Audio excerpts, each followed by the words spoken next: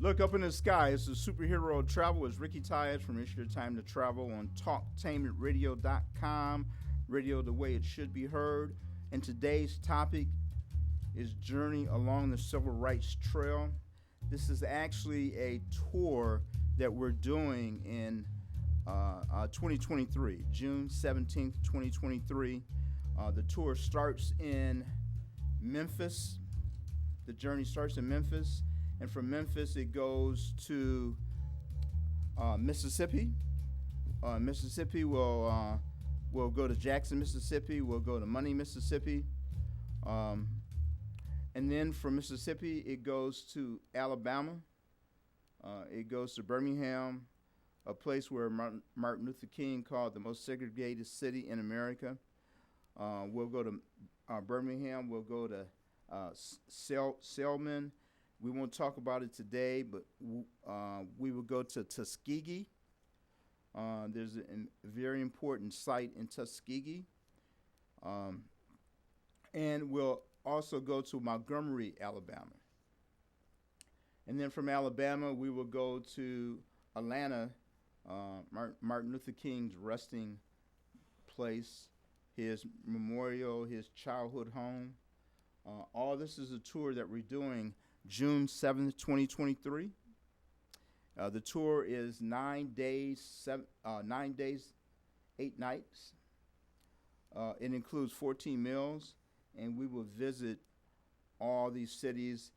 It's going to be part of my Juneteenth 2023 celebration. And if you're interested, please give us a call at 866-547-5362 or visit my website, www.tyustours.com. So let's get started with the tour. Kind of go back over some things that we went over in the first half of the show. Did you know that the Civil Rights Trail was established in 2018? The Civil Rights Trail covers more than 120 historical sites and landmarks that were significant during the Civil Rights Movement of the 1950s and 1960s. The trail stretches from Topeka, Kansas. I'm supposed to give the same presentation in Topeka, Kansas, April 10th of this year. And Topeka, Kansas is the site of Brown versus Board of Education to places as far east as Wilmington, Delaware, and as far south as Sarasota, Florida. On the U.S. Rights Trail, museums embody efforts to preserve all of that past from slavery through the Civil Rights Movement to current struggles for equal rights and retell the story for the betterment of our future. The saying goes, if we don't know where we came from, we don't know where we're going. The U.S. Civil Rights Trail may be more important now than ever before. With 2 years of disease, racial tension, political turmoil throughout society, American Civil Rights Museum and historic sites offer much needed inspiration. Their stories of unity, struggle, and victory over adversity needs to be told today, and that's exactly what these museums do today. They tell the story of our past, and the story of our past needs to be told. The U.S. Civil Rights Trail may be more important today than ever before. Museums offer a proof of a painful past.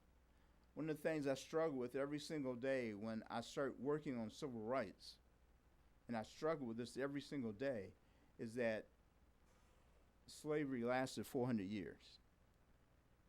Slavery lasted 400 years. There's some people, all they knew was slavery, and that it lasted 400 years. So the museums offer a painful past dotted across the country. Each one immerses the visitors in a somber yet enlightening, one-of-a-kind experience where there's a treasure trove of artifacts, oral histories, and more. Illuminating this nation's unfathomable suffering and significant individual and collective achievements, these museums, sites in Memphis, Mississippi, Alabama, and Georgia on the U.S. Civil Rights Trail share an unwavering commitment to documenting and shaping the continued struggle for equality and freedom. So again, this is a journey. This is a tour that we want to do in June of 2023. It is 9 days, 8 nights. It visits. It goes to Memphis. It goes to Jackson, Mississippi, including Money, Mississippi. It goes to Alabama. Alabama includes Birmingham, Tuskegee, Montgomery, Selma, and then it ends up in Atlanta. So that's what the Civil Rights Trail for this journey is about. But there is over 120 sites across America that there's museums about African American history. So the journey starts in Memphis, and we're going to take you to the National Civil Rights Museum at the Lorraine Motel. This is a place where Dr. Martin Luther King was tragically assassinated on April 4th, 1968. Today, it's home to the National Civil Rights Museum. Here, you can explore eye-opening exhibits that showcase 5 centuries of history, leaving you with a better understanding of the mark Martin Luther King left on the world today. One of the questions that I have written down here is, do you remember where you were when you heard he was assassinated? I remember because I was at the Boys Club when I heard that he was assassinated. It's truly a sad day. So from there we go to we're going to take you to the Mississippi Delta. The Mississippi Delta is where the blues originated from. This museum features the music of Muddy Waters and John Lee Hooker. And we continue on to Bryant's Groceries and Meat Market. Further south, we'll make a stop in Greenwood, a hub for civil rights activity in the 1950s and 60s. Here, we will visit Bryant's Grocery and Meat Market in Money. This is where the tragic events unfolded and led to the unjust murder of 14-year-old Emmett Till in 1955, an event widely credited as the catalyst for the civil rights movement. So Emmett Till. Emmett Till was born July 25th, 1941. He died August 28th, 1955. He was a 14-year-old African-American who was lynched in Mississippi in 1955. After being accused of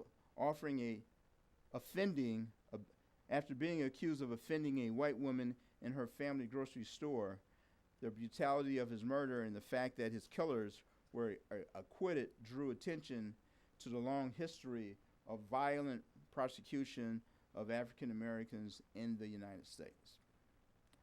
So today, that site, and I talked about this in the first half of the show, that site, the building, the grocery store, is run down and it's falling down because the owner that owns the grocery store is trying to get $4 million for that particular building. So instead, they put up a historical marker, Bryant's Grocery Historical Marker. Emmett Till was born and raised in Chicago And during the summer vacation, August 1955, he was visiting relatives near Money, Mississippi, in the Mississippi Delta region. He spoke to 21-year-old Carolyn Bryant, the white married proprietor of a small grocery store. Although what happened at the store is a matter of dispute, Till was accused of flirting with or whistling at Bryant, and Till's interaction with Bryant perhaps unwittingly violated the unwritten code of behavior for a black male interacting with a white female in the Jim Crow era. In the Jim Crow era South. Several nights after the incidents in the store, Bryant's husband, Roy, and his half-brother, J.W., were armed when they went to Till's great-uncle's house and kidnapped Emmett Till. They took him away and beat and mutilated him before shooting him in the head and sinking his body in the Tallahatchie River. 3 days later, Till's body was discovered and retrieved from the river. I remember reading stories about this, and his mother had an open casket for his funeral because she wanted to show the world what these two men had done to Emmett Till. So from there, we move on to the Mississippi Civil Rights Museum. We arrive in Jackson, and at this museum, that's a picture of Emmett Till. The story of Emmett Till and so many others are illustrated through the 8 interactive galleries of the incredible Mississippi Civil Rights Museum. Through personal stories and interactive displays, it provides a sobering look into the systematic oppression of black Mississippians and their fight for equality between 1945 and 1970. Amazing. Totally amazing. And again, we're showing a picture of the journey that we're going to take for this tour. The journey that we're going to take for this tour. So next we travel to Birmingham, a city that Dr. Martin Luther King once described as the most segregated city in America. And we will start at the Birmingham Civil Rights National Monument. This has to do with a motel that is called the A.G. Gaston Motel, and it served as a headquarters for the Birmingham campaign.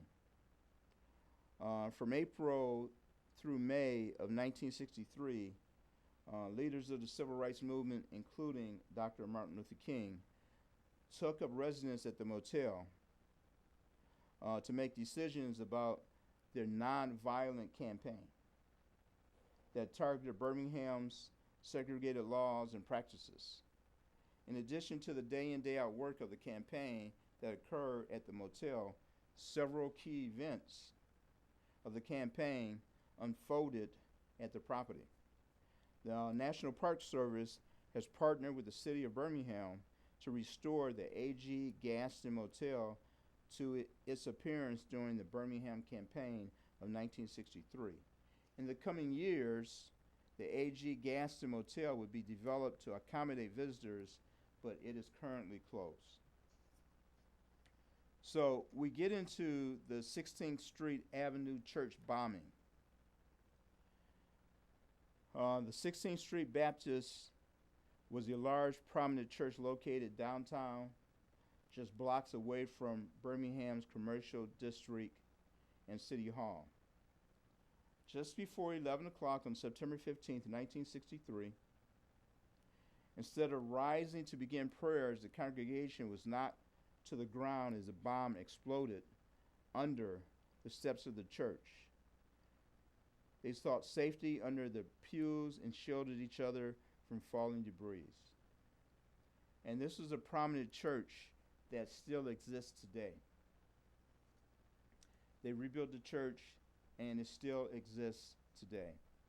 The 16th Street Baptist Church bombing was a white supremacist uh, and he bombed the 16th Street Church in Birmingham on that particular Sunday, September 15th. And 4 members of a local Ku Klux Klan chapter planted 19 sticks of dynamite and attached a timing device beneath the steps located on the east side of the church. And there's four little girls died, and 20 people were injured because of the bombing. During this tour, we will also show you the Birmingham jail where Dr. Martin Luther King was held and wrote his renowned letter from Birmingham jail. In the first half of the show, we talked about Dynamite Hill. Dynamite Hill was an area that that was transitioning from whites to blacks. Blacks were moving into the area, and one particular person built a home on the white side of the street and wasn't able to move into the home and went to court. And court determined that it was unconstitutional. He was able to move into the home, but it was later dynamite, and that's the reason why it's called Dynamite Hill. And this, again, is in Birmingham, a city where Martin Luther King called it the most segregated city in America, Birmingham. And then we get into the Freedom Riders and John Lewis.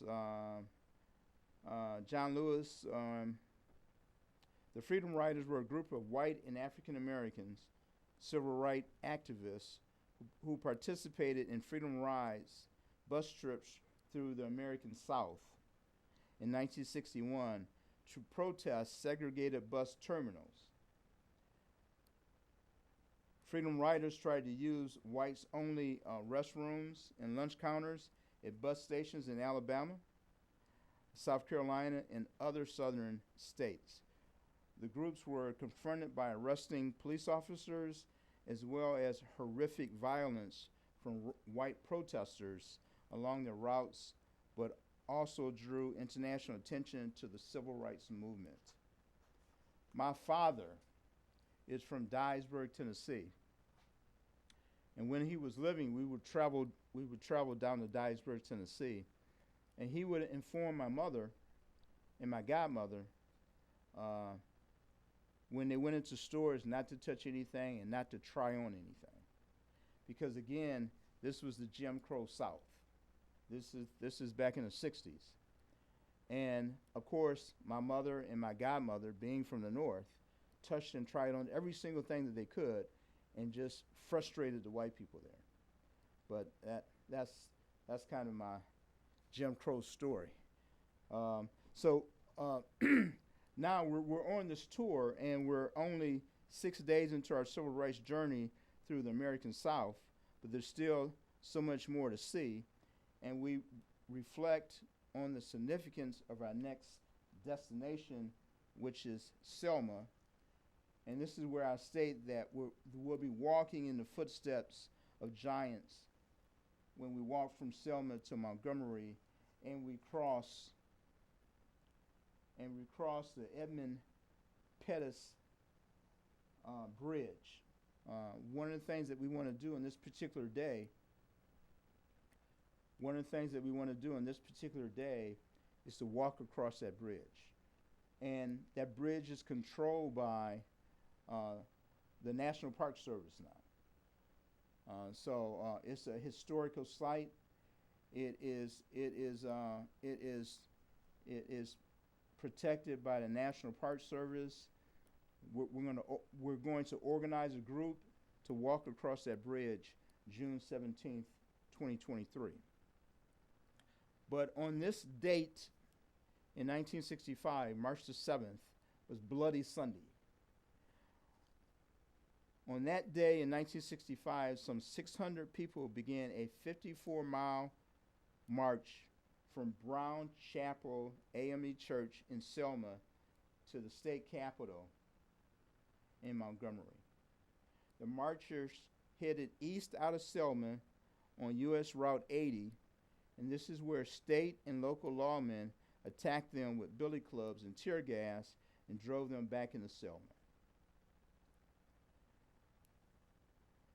So, outraged, protesters from around the country joined the marchers for another 5-day march that began in Selma,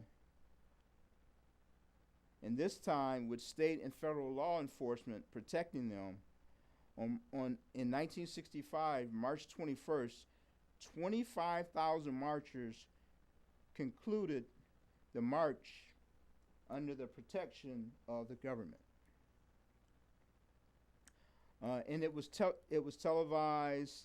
It was a historic march, and the route now is a component of the National Trail System, and it is administrated by the National Park Service. So the route is also designated as a National Scenic Byway, All-American Road, and awarded by the U.S. Department of Transportation. So on June 17th in 2023, for Juneteenth celebration, we're trying to put a tour together to walk across this bridge for our Juneteenth celebration. And it is the EDMUND-PETTIS Bridge. Nothing can quite prepare you for the feeling of walking in the footsteps of the tireless heroes of the Civil Rights Movement. As you cross the EDMUND-PETTIS Bridge, a monumental site recognized as a National Historic Landmark. These televised attacks changed the course of history. We'll also travel to, and I talked about this in the first half of the show. This is in Montgomery. This is day seven of the tour, and we'll be in Alabama's capital city. And during the tour, we'll get to know why it experienced its modern day buzz, best known as the center of the movement. We'll visit some of the city's most influential museums, and we'll start the day by visiting the Legacy Museum. The Legacy Museum has a saying that goes from enslavement to mass incarceration. It's a horrific story. The museum is situated on a site in Birmingham where black people were forced to labor in bondage, blocks from one of the most prominent slave auction spaces in America. The Legacy Museum is steps away from the rail station where tens of thousands of black people were trafficked during the 19th century. And it still amazes me, totally amazes me, that slavery lasted 400 years, from Africa to America. From Africa to the Caribbean to America, that slavery lasted 400 years. And in some places, we're still fighting slavery. On day 7, we'll visit a place called the National Museum for Peace and Justice. This museum was formerly known as the National Lynching Memorial. It is a national memorial to commemorate the black victims of lynching in the United States. And they use sculptures hanging from the ceiling to indicate people being hung. And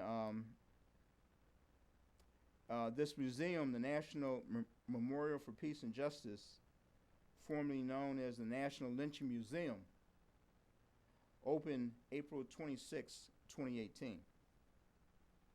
It is the nation's first memorial dedicated to the legacy of enslaved black people. People terrorized by lynching. African Americans humiliated by racial segregation, and Jim Crow. And for people of color burdened with the contemporary presumption of guilt and police violence even before you were arrested. One of the amazing places that we would visit during this tour is a home owned by Sandy Taylor in Tuskegee, Alabama. This home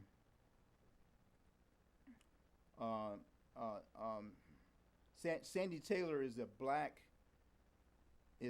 female. Her and her husband restored this home completely.